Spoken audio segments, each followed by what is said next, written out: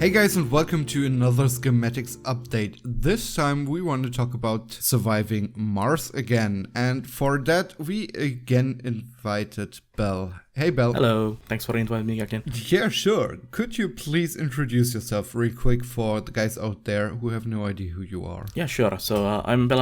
I'm this long-haired strange Finn, and I do a bit of streaming on Twitch. And I also do a YouTube, and then I run one of the biggest curators on Steam for the building management and strategy game. Cool. And as always, it's me, AdfoTV. You know me when you watch the channel for more than one video, I guess. And with me, I have Blind. Hi. I also stream on Twitch. Great.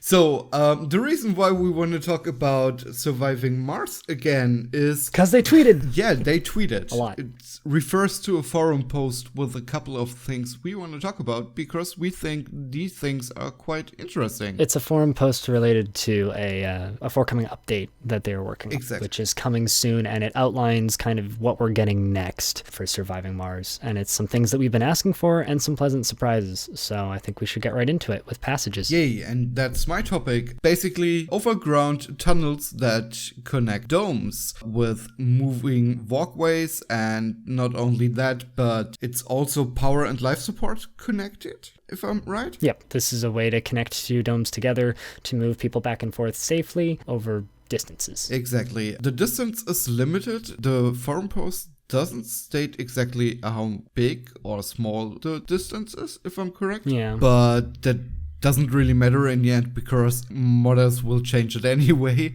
Another thing to know is rovers and drones can normally don't pass these passages, but they have small little ramps you can place there, and they're super cute. And I know, Blind, you want to have ramps for them to jump over, right? I just want someone to mod in Evel Knievel jumps, so instead of them like go driving over a little bridge, they like go through like a ring of fire.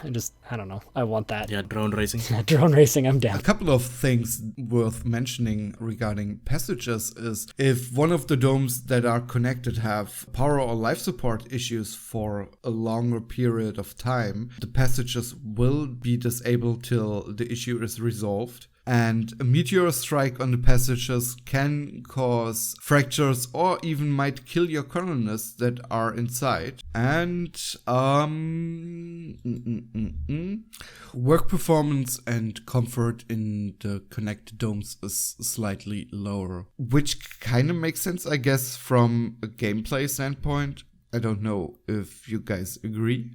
I'm not entirely certain what it means. I think I need to see it in practice. Yeah, it kind of affects like if you have like a local service, it's better, and then you have to travel and commute to like a billion miles away to a hotel, a hospital. It's kind of crappy. So I guess they just get upset. Well, all the buildings have that like a performance, how well they are working. Like for example, the power buildings and everything. Like a fusion generator, you affect how much power you generate. So like the service quality gets affected by that as well, and that affects the happiness and everything. I don't know about you guys, but I kind of have the feeling that they are sort of really against connecting domes. Yeah, I do get that feeling. But gave it to us because we yelled loud enough. Yeah. They describe them as connecting districts in a city. I like that this is here, and as I said, I think I need to see them in practice before I can really say whether or not I like them as an addition, depending on how limited they are. I honestly hope that they work the way that I want them to, which is, someone can go over to another dome to use the services, but we'll see. Yeah, I think it goes like against their original vision, how they wanted the domes to be, but I think everyone else had a totally different vision of how these are supposed to be. I mean, like one dome as a big city would be nice, but it needs to be like much larger. These are like too small for that. Yeah, we need a dome that's like 3 times the size of the mega dome. Yeah, basically. But I also think this is a good change, and I hope they also see that this is a good change. When you build your like the first 1 or 2 domes, it's like the early survival part, and I feel like this is like a evolution of the gameplay into like a more established colony when you start linking them together. Like first you have a like dome where you have your own houses and then your service and whatever you need to survive and live, and then you start moving those into like a more specialized domes. And I think this is good for like a overall lifetime of the game. Like when they design more DLC and everything, I think this will allow them to do a lot more with the game than their original vision. To be honest, I think it's just realistic to have the domes connected, because imagine you have a colony on Mars and you have like a couple of totally separated domes there that are basically next to each other. That's not how it works. works. Well, it makes sense that like the early settlement stage, when you don't have everything set up and you can have to survive on your own. When you only have a single dome. Yeah, and when you have like a defense against meteors, those lasers and everything, so you don't have to worry about shit blowing up, you can actually start building like those more complex like infrastructure, like the tunnels and everything. I think we should move on to the next topic, which is storages. So storages are another new thing they're adding this patch. So basically there's 2 new buildings, large water tank, which holds 1,000 units of water and 1,500 with that increase, and then there's a storage where you can store your resources, and it's 4,000 per new storage building. And I hope they look really nice, other than just a platform on the ground where you pile up your food on the ground, which is kind of strange. I've been wondering about the storage resources. Is that 4,000 total resources, or is that 4,000 of each resource, or is that 4,000 of one specific resource per building? Yeah, I wonder if they have like a specific ones, and then you have like that universal storage already, so I wonder. Also, it would be nice to have customizable storages. I want to know if this is like a universal, basically. Honestly, the thing about storages that I don't get is they have a limit, but you can say, for example, fuel isn't allowed in the storage, and that disables the fuel storage capacity, but doesn't give it free for other things, which is kind of strange to me, and I'm currently totally losing my voice, so I just pass on to you. Yeah, I don't think there's really too much to say here. I think that these are nice quality of life changes for later games, so yeah, I think this is just a nice quality of life change, and I'm curious to see what they look like and how they function. Yeah, totally. Also, they are a look behind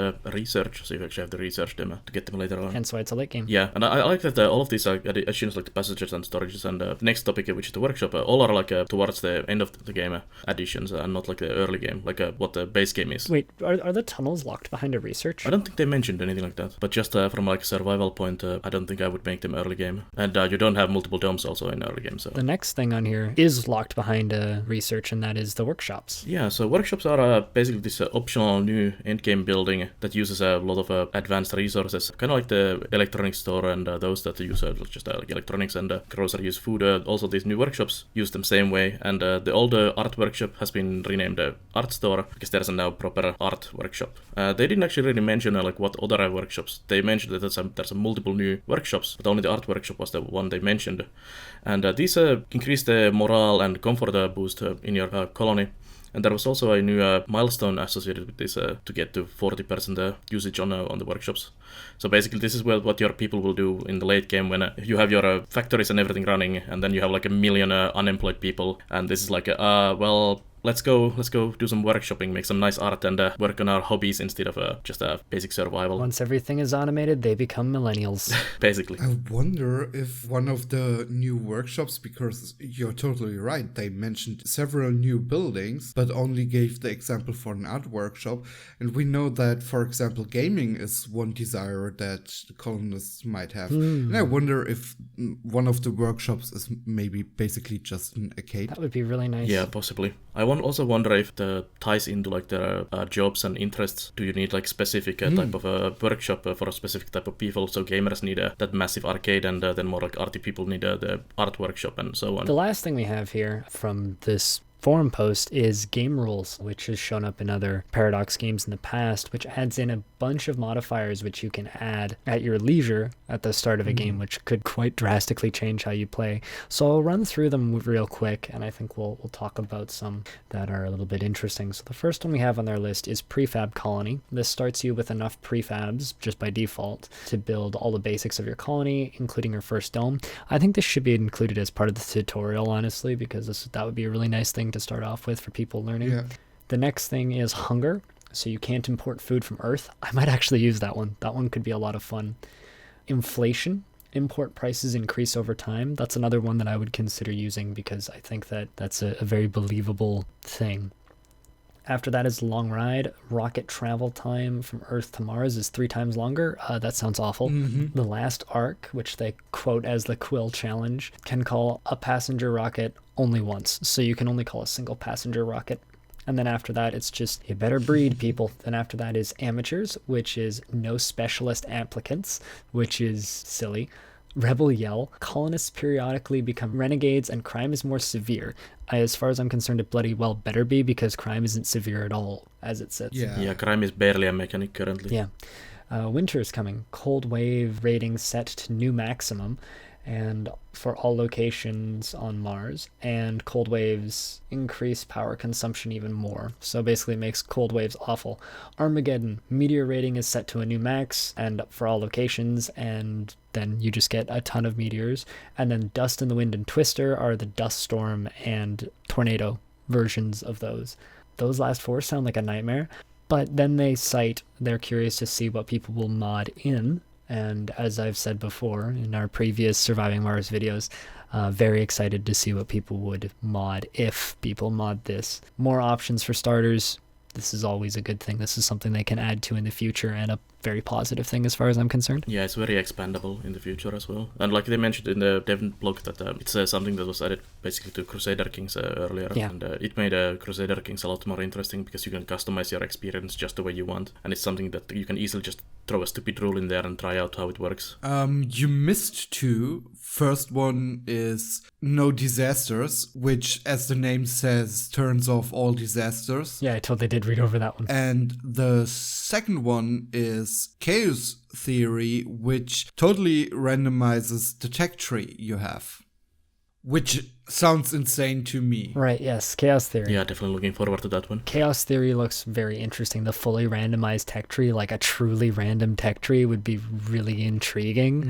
Especially because, like, if you play the game enough, like, yeah, the tech tree is random, but in general, you kind of know what you're going to get next. And I think that could be really cool, just getting some really bizarro techs early on. Yeah, it can be really tough as well if you have some very key necessary tech, like at the very end of the tech tree. How do we deal with this? So, one question I want to kind of ask to wrap up. What do you guys think? When will this drop? Because it looks kind of ready from the pictures we have here, but on the other hand, man, we have trailers for games years before release and they look ready already. So, that doesn't mean shit. I'm saying early May. Yeah, a couple of weeks. Okay. Or they just drop it on Monday and pull the rug out from under us. Okay, so I think we all looking forward to this patch and think it's a good addition, I guess. Yeah, absolutely. Yep. This feels also like this could have been actually like their first DLC, like small 10-15 euro DLC. Yeah. Like it's all quality content that expands the gameplay, and I would have easily paid that as well. Yeah. But having this as a free update is just amazing. So, first of all, thanks, Bell, for joining again. Yeah, thanks again for having me. Pleasure to have you on, as always. And for our viewers and listeners, thanks a lot for viewing and listening. If you have any comments, questions, suggestions, let us know in the wonderful comment section under this video. Thanks for watching. See you next time. Bye. Bye. Bye.